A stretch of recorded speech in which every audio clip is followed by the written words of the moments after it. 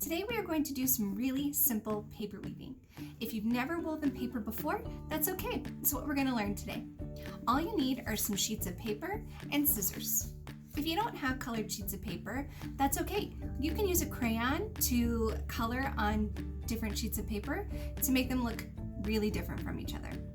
Once you have all your supplies together, I'm going to show you some really simple techniques on how to create a paper weaving.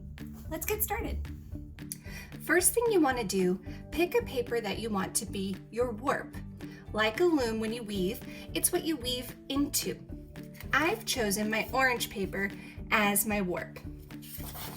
Next, I'm going to fold my paper like a card or a book. You want to make sure it's folded in half. Then, cut from the fold to the edge to make a few slices, but not all the way. I don't want a ton of tiny little pieces. I want to keep this one piece of paper. If you've never woven before, you might want to keep it simple, maybe only 4 or 5 cuts. If you want to be more advanced, you can make a lot of little cuts, knowing you'll have more designs to repeat with your paper patterns. You can make your cuts wiggly or zigzag lines or stick with straight lines. You can draw a line to stop yourself from cutting too far. So I think I'm going to draw a little line right here close to the edge of my paper, but not all the way. So we'll just need some scissors and paper right now. I'm going to cut just a few lines. 1, 2, 3, 4, 5,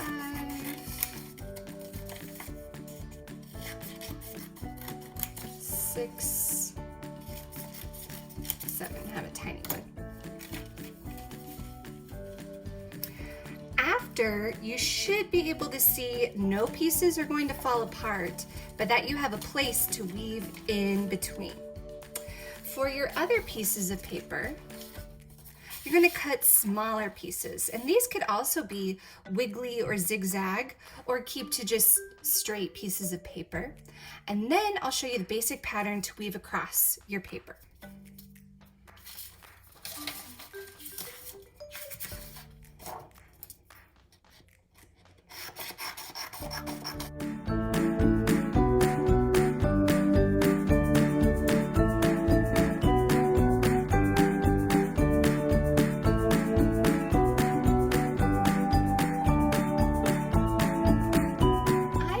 Both thick and thin strips of multiple colors, but you can go as simple using one color and all the same size. You're the artist and you get to decide how you want this to look.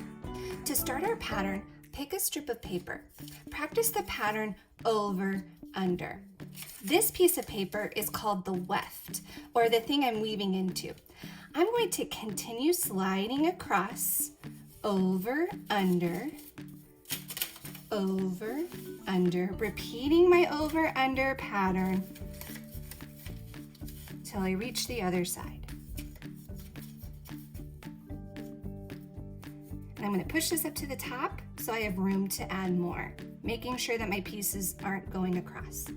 Now, I'm going to pick a new piece of paper, and I need to keep in mind that I started going over.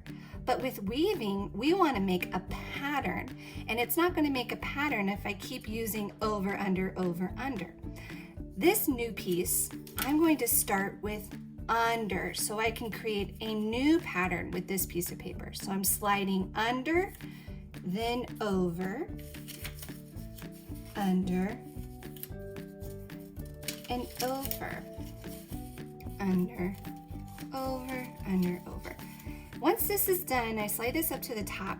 We should start to see that our paper is going to start making a checkerboard, that every other piece is the color of the warp, and then the colors of the weft, the yellow and the blue. Now you can see this checkerboard pattern. You can make things a little bit more complicated and add thin strips of paper as well. But as we continue to use the over-under pattern, remember, each time you use a new piece, you start the opposite of the last strip. Let's check it out in fast motion.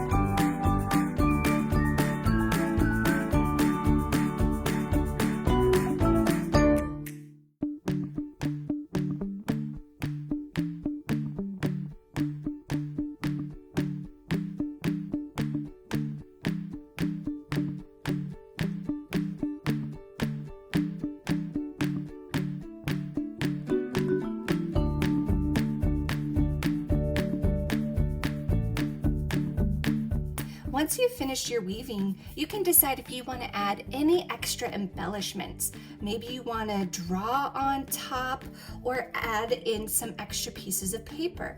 Maybe you've cut some extra thin pieces of paper in a new color that you can slide these underneath all the way to the top. And these can help make your weaving look a little bit more complex. Whoops.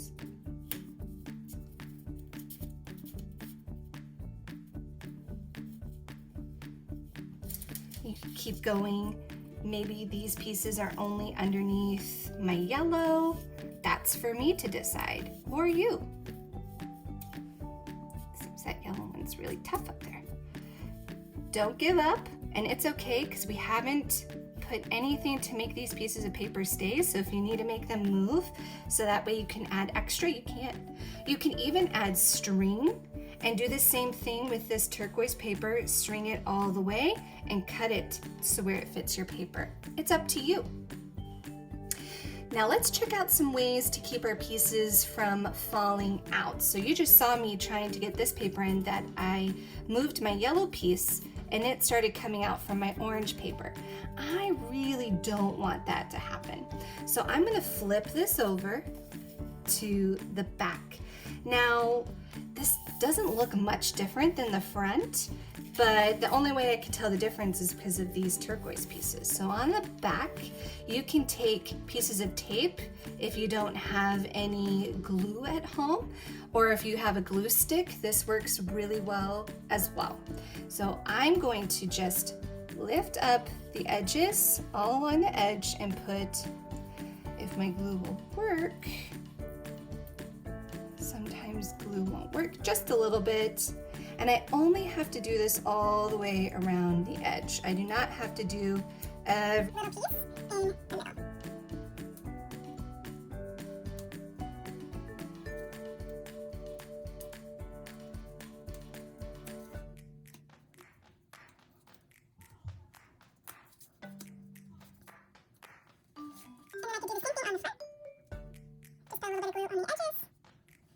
To do top and bottom here. All right. And once that's all done and dry, you can add sequins. You could color on top of it with markers or crayons or colored pencils. You could add lots of things. I even challenge you to find a new use for your weaving. Maybe use it as a placemat tonight for dinner. I hope you enjoyed our weaving, and I can't wait to see them.